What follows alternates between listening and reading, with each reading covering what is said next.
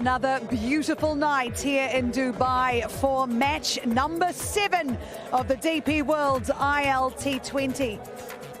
Dubai International Stadium looking an absolute picture as the superstars arrived in their droves this afternoon. And superstars, we're expecting to see fire here tonight at Dubai International Stadium. Plenty from the Golf Giants, and the Desert Vipers have been boosted with a few new superstars in their midst as well. And we are very much looking forward to watching them in action. So we're expecting quite a big crowd here tonight. We've had some good crowds already in Season 2 of the DP World ILT20. And tonight's matchup sees a replay of last year's final, which of course is the Golf Giants taking on the Desert Vipers. Match 7, it feels like we've only just started this tournament. We are right in the thick of it now, and so far it has been brilliant, and tonight promises to be no different.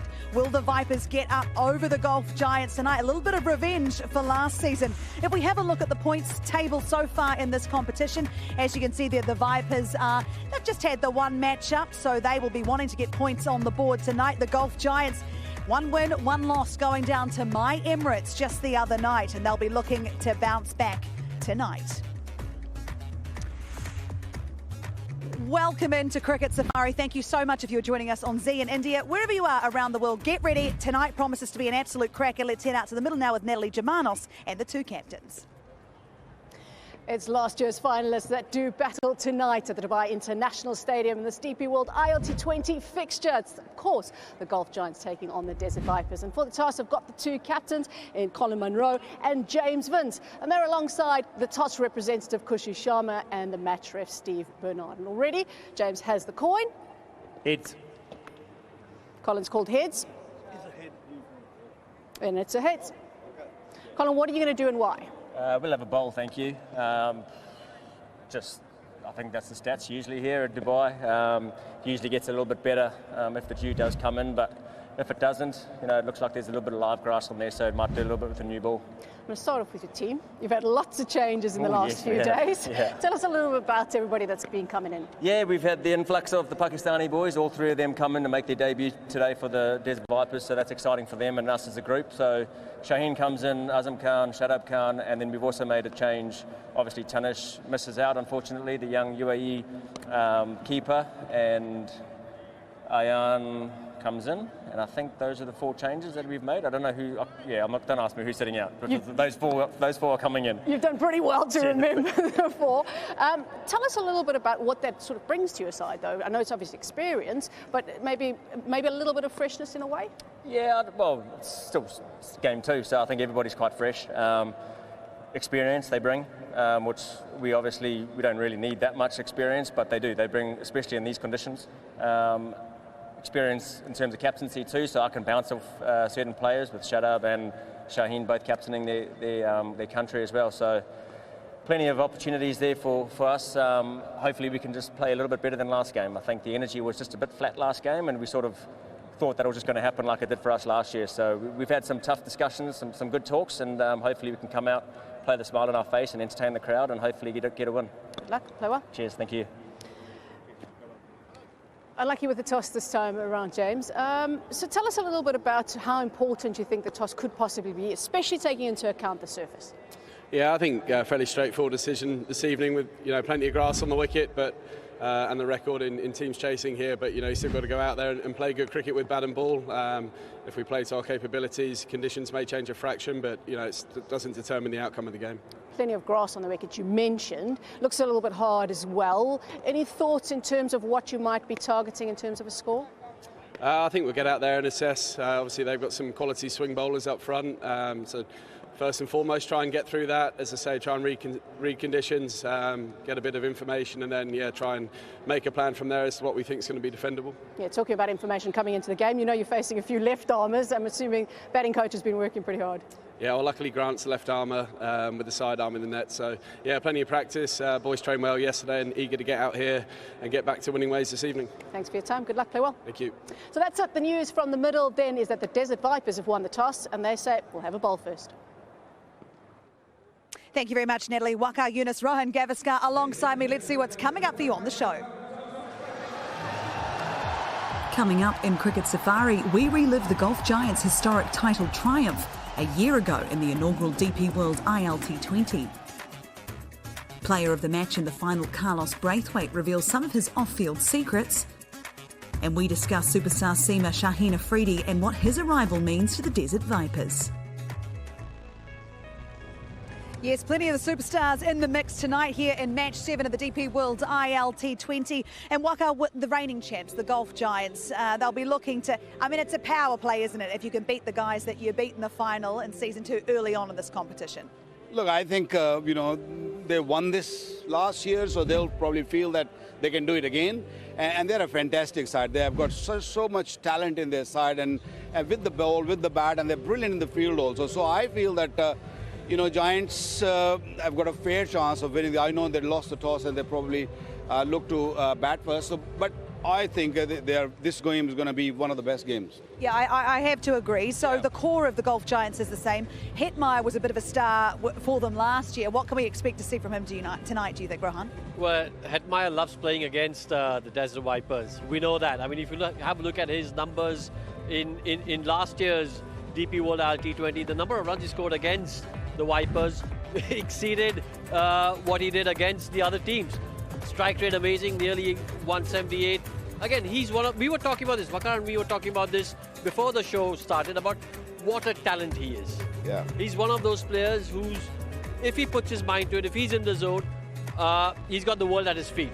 It's just his striking ability, the way the amount of time he has to play, against the quick bowlers. He's good against the spinners. He's an all-round batter. Yeah, he absolutely is. It'll be interesting to see. He likes Season 1 bowlers. Will he like the Season 2 bowlers from the Desert Vipers? So Chris Lynn was a bit of a star with the bat, particularly in the final for the Golf Giants last year. He is going to play tonight. He sat out the first game, and I'm looking forward to seeing him because I think he'll like batting here.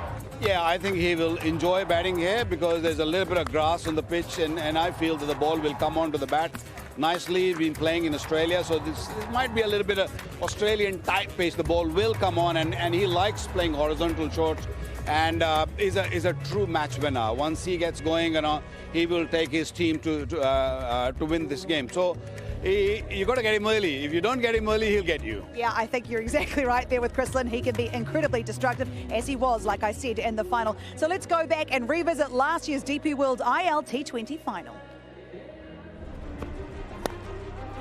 Chance and gone. Early breakthrough for the Giants. Yes, please, Chris Jordan. How many times have we seen this? Oh, big shot, Asaranga all the way.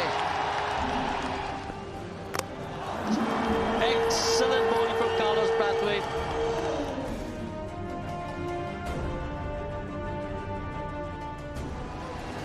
There it is. There's the breakthrough they wanted. Gone! Tom Curran! Swung away. It's gone high. Pumped into the leg side. There's nobody there. It's gone for 4 more. That's it. That will do nicely. Fabulous innings from Chris Lynn. He finishes on 72 from 50. It's a Giants' day.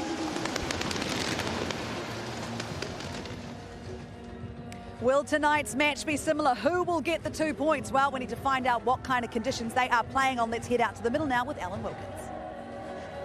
Well, this is pitch number 7. It's right on the edge of the block. That was the last pitch we used here. So I'm going to walk you straight across the square here. It's a beautiful square. This is pitch number 3 with a bit of grass on it. I'll give you the dimensions. Well, so talk about the pitch in a minute, but here's the dimensions for tonight. We've got a shorter boundary again at 64, 78 for the longer boundary, and 81 down the ground. So once again, you're going to have batters favouring that shorter side. But how about this, Wes? What do you think of it? Wow, very juicy. Look at the grass on the pitch. If I go down, there's a 3mm grass, so that's a lot of grass for T20 format, and it is rock hard. And this grass is in clusters, so that means, Alan, that new ball will seam around, swing around, and lot of carry, and batter with good technique will get runs. It won't be easy to start off with, but eventually he'll get runs. It's a good T20 pitch in my opinion. And good to see Shaheen Shah Afridi on this. Good to have Shaheen back. I think he'll enjoy that, especially with the new ball. Absolutely right. Pitch number 3 looking really good. It's going to be a great night at Dubai International Stadium, that is for sure. So the Giants with the bat first, Rohan. Yeah, and again, this is a pretty well-settled side. Smith and Winch will open. We know what a dangerous combination they can be. Chris Lynn coming into that side adds a little bit of batting depth. It adds a little bit of explosivity in that lineup. Shimron Hetmeyer, we know he loves playing against the Vipers. But Jordan Cox, another one to keep an eye on because he's an explosive batter. And there are plenty of players to look out for tonight in the Desert Vipers. Oh yeah, this is proper here. Colin Munro, Alex Hale, Adam Hose, I mean Hasaranga there, Rohan. They've got such a pack house. They've got good balance. Shadab Khan is there, Mohammad Amir. There are a few left armers in there, so there's plenty to look for, and there's plenty of talent. And you'll see that this game is gonna really entertain us. I'm very much looking forward to it. All right, so we have some absolute superstars in the DP World ILT20, not just on the field, but off it behind the mic as well. We've got a masterclass coming up for you in bowling, T20 bowling. How do you do it? How do you use the variations? We're going to tell you coming up next on Cricket Safari. Welcome back to Dubai International Stadium. It's a repeat of last year's final. It is the Golf Giants taking on the Desert Vipers. The Vipers have won the toss and they are going to have a bowl first. Natalie Germanos earlier stepped into the hitting zone with a couple of left-arm legends to give us a bit of a masterclass. Desert Vipers team is certainly not without its left-arm seam bowling talent, and neither is the commentary box in the DP World ILT20. We've got the great Wazim Akram with us in the commentary team. We've got the Desert Vipers seamer in Tamal Mills to chat to us a little about bowling in T20s, left-arm seamers and variations in particular. Tamal, thanks obviously for your time. Big adaptation obviously to conditions in terms of bowling in different venues at the tournament, but you've also got amongst you in the team quite a few left-armers, don't you? Yeah, we've got a whole squad of them. We've got a few guys that can't even make the team bus. I think we have five international left-arm seamers in our franchise. So yeah, there's fierce competition. Normally, if you're the only one, you're pretty much guaranteed to play. So yeah, no, we're blessed with some high-quality pacers, and yeah, it's great to have some fellow left-armers. So, Smile, a couple of questions I have in my mind. How important is variations in this particular format to start off with? Yeah, it's vital. We know batters, they're only getting more and more skilled. Yeah. They're able to hit more and more areas of the ground. So as a bowler, you need to be able to try and be one step ahead. You need to have 2, 3, 4 variations. You need to have good control of the variations. You need to be able to bowl them short, wide, full, slower. So you can learn those variations. Obviously, the length sometimes can be crucial. You got 3 of them. So can you explain it to our youngsters back home, which 3 do you use and when and where? Is it planned before, or you plan it while running, or it depends on the situation? Well, obviously before the game, I'll do my analysis and we'll go through the meetings with the analysis. Yeah. And the bowling coach, Azam Mahmood, is our bowling coach. He's very knowledgeable, and we'll talk about it and we'll share experiences. So I'm already thinking about this game yesterday. Yeah. And I'm drawing on previous experiences from playing against a lot of these guys before.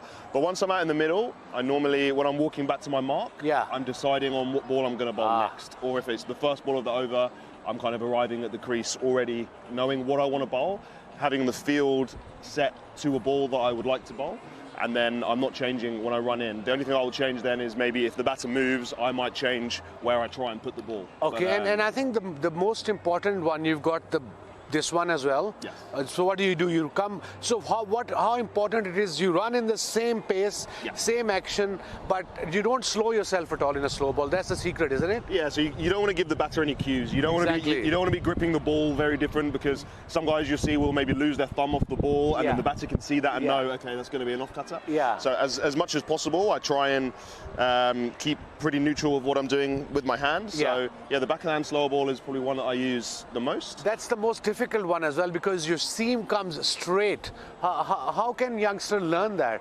Well, it's quite tricky. You need to have a flexible shoulder. Okay. A lot of guys struggle to to get their arm all the way around. Some guys might only be able to get there, but for me, luckily, I can get my shoulder all the way around. So flexibility is important with that. So making sure you have a supple shoulder and stretching and those type of things is really important. And the leg cutter? So for the leg cutter, again, I hold it the same, but it's a little bit more of a late change. So instead of coming all the way here, I'll stay as if I'm going to bowl seam up. And then the last minute, I'll try and pull down this side of the ball. This one. And then and the other one, the leg break, as we call them as well. The off cutter as well. I maybe hold a little bit deeper in my hand. Deeper in your hand. Just to try and get a bit more pace off it, because I find sometimes when I hold it regularly, goes with the same pace. It kind of skids through. Whereas if I hold it a little bit deeper in my hand, so the batter still can't tell that it's deeper in my hand from 22 yards away, but it still looks seam up, but it's maybe a little bit deeper in my hand. And then as I come through, and then looking to with this middle finger, kind of rip over the top of the ball. Okay, that's excellent. Another question I always have, Natalie, with the present fast bowlers in this format is that sometimes I see bowlers just bowling the slow ball for the sake of bowling a slow ball, and you get hit for 6. Situation awareness is also very important. Yeah, and boundary sizes, you've got to pay that into consideration as well. If there's an in batter, sometimes you... it can be tricky because you think, okay, I want to bowl a slower ball. I think I should bowl a slower ball, but actually pace on is a better option. But so oftentimes, if you have a new batter to the crease, a slow ball can be difficult, but also it can be quite easy and it can be quite comfortable. Sometimes if you have extra pace, you want to show them the pace early, so then that makes your slower ball a little bit more effective later on in the excellent. Well, hopefully we haven't given away too many of his secrets with the slower balls. Look out for those variations today. Yes, very much looking forward to watching them in action today. Gave away quite a few secrets there. I know. I mean, in our days when we played cricket, slower one was not really there, was it? We don't really have to bowl those slower ones. But, very well explained. The left armers nowadays, left armers are anywhere really good, and they're very effective at this level. Laura, I've got to say this though. Really disappointed that you went to Wakar after that masterclass. I know he's got about 800 plus international wickets, but how many has he got bowling left arm pace? I've got one first class wicket bowling left arm pace. I should have come straight really to you. Disappointing. Straight to you. Shaheen Shah Afridi is in the house tonight, and we are very much looking forward to watching him in action.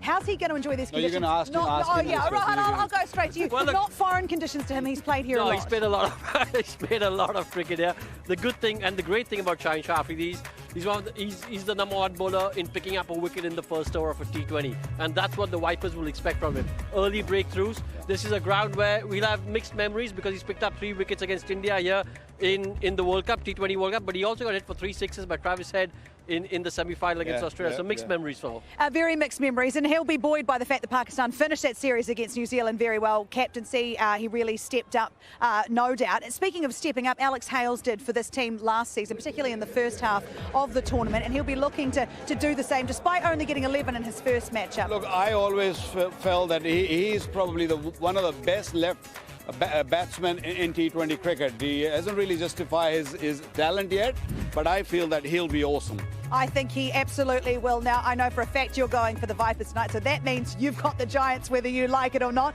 We are expecting a big matchup here, a repeat of last year's final. What can we expect? Who will take the points, the Gulf Giants or the Desert Vipers? It is match number 7 in the DP World ILT20. We'll see you soon.